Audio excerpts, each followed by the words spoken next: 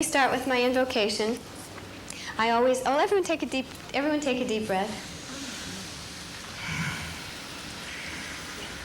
Feel your antennas going up and going to the frequency that connects us all. We are all part of each other.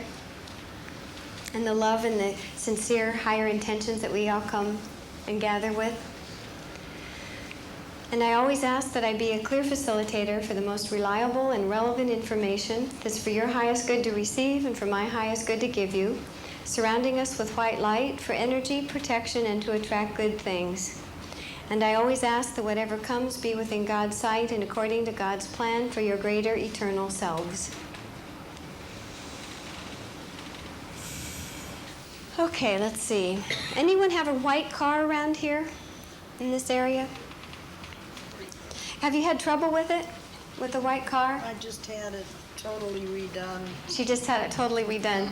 That car, like his black car, that white car seems to symbolize something. Have you lost a loved one?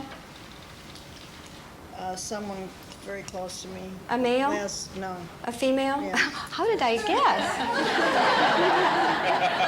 How many choices are there? Well, I guess there are more these days.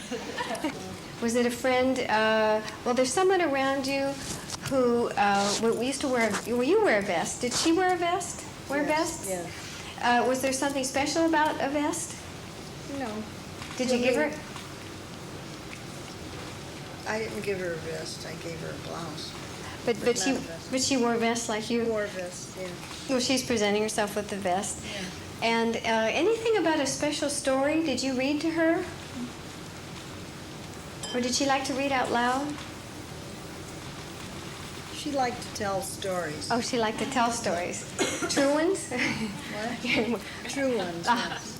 No. Oh, sorry. Storyteller, you know. See, she was a storyteller. From life.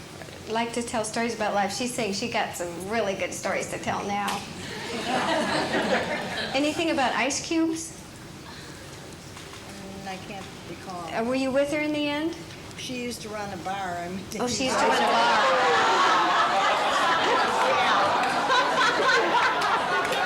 It all goes with us. That's great.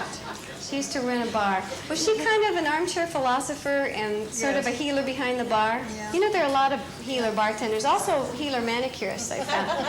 Oh, yeah, definitely. That's how I first connected with her. Oh, she was kind of leaning over and saying, so tell me all about it? Yeah, sort of, yeah. Oh, well, she sends her love.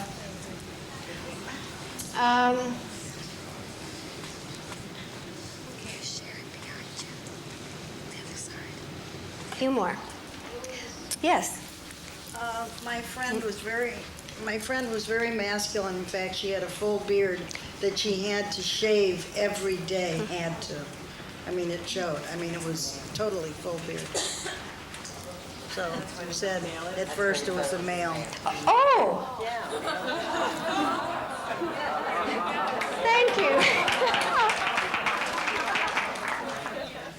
We all like confirmation. It's not that I have to be right, but we all like confirmation. Thank you. See how it comes later? You know, it starts to make sense later. Okay. Do you keep some things in a card file? Yes. Is it recipes? Or Yes. is it recipes?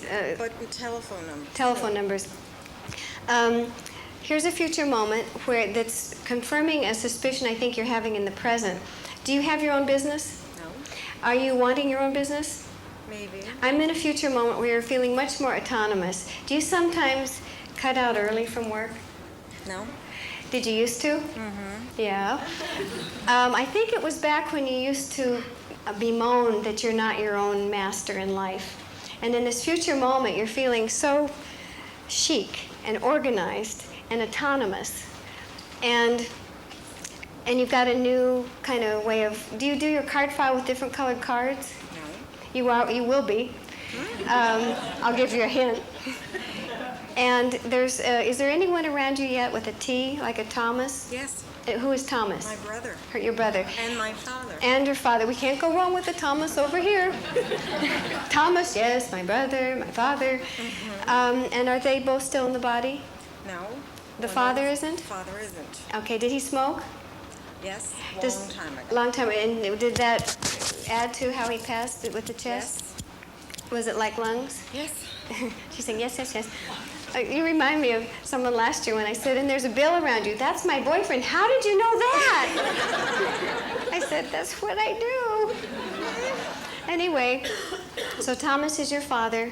Did he have a favorite pair of shoes? Yes. What were they? They were sort of slippers. He was old. Oh, and he just wore them. Wore them to death. Yeah. And I bought them for him. Oh, he's thanking you for the slippers. Oh. I guess he liked things that I lasted. had like 4 pairs because he always used to lose them. You got him 4 pairs of the same kind? He's really thanking you for the slippers. Okay.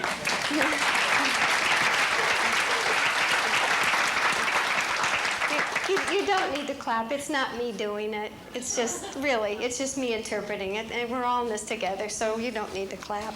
Oh, that's another one I want to follow up on. Those of you who were here Monday night, do you remember we had a visitor before I even started? And I said a boy who died in a plane crash, whose body died in a plane crash, and he was coming with a gift, and his parents are right here. Your first names again? Paul and Susan Smith. Paul and Susan Smith. And he came with a gift that he hadn't been able to deliver. And it was Mother's Day that he went down in the Value Jet in Florida. And so he was delivering the gift of coming to connect with him. So we placed some things. Do you want to mention some things that made sense for you later? Well, when we got off the boat in San Juan, we called our daughter because something that you had said about our son Jay was that he and someone with a letter M, which we thought was his best friend and boss, Mike Simon, had been fooling around and somehow soda or something. Oh, something like Pepsi coming out of their noses or Yeah. something. And so we talked to our daughter and she said that happened. That they used to do that? They used to do that. They used to, oh yeah, laughing so hard that Coca-Cola would come out of their nose. And our daughter also did not like confirming that she had dated 2 boys at the same time.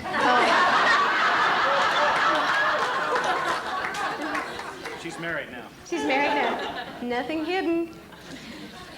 But when I went to bed Monday night, I guess I said his name was Jay, and that's his nickname. He popped in just as I was dropping. I always count my blessings and do a little prayer. And he popped in to thank me. And I said, it's nothing. We're all in this together, and I just feel so blessed to be able to do this. I said, how is it for you about your parents' pain? And he said, he can feel your pain, but it's fascinating to him the contrast of what he feels as opposed to what he used to feel in the body. So it's kind of a curiosity to him. But he's thrilled that you're opening up to being able to receive him. And it would be like him to say thank you because he was a very polite young man. Oh, he's still very polite. So what can keep you more fully in the present? What keeps you out of the present? First of all, is you start to observe from the perspective of the soul as a spiritually awakened warrior. You'll start to notice when you tend to buy into the illusion of separation. Moments where you feel separate from God, moments when you see yourself as separate from another. How would you like to be remembered? As a facilitator, as one who had her own spin on interpreting all of this, but certainly not the one that was making it happen. You're watching Inner Voyages, Inner Views. I'm Bill Van Arsdale in the panorama suite of the Costa Romantica floating across the Caribbean Sea. And we've been talking with Louise Hauk, the author of Beyond Boundaries, The Adventures of a Seer. Thank you for tuning in.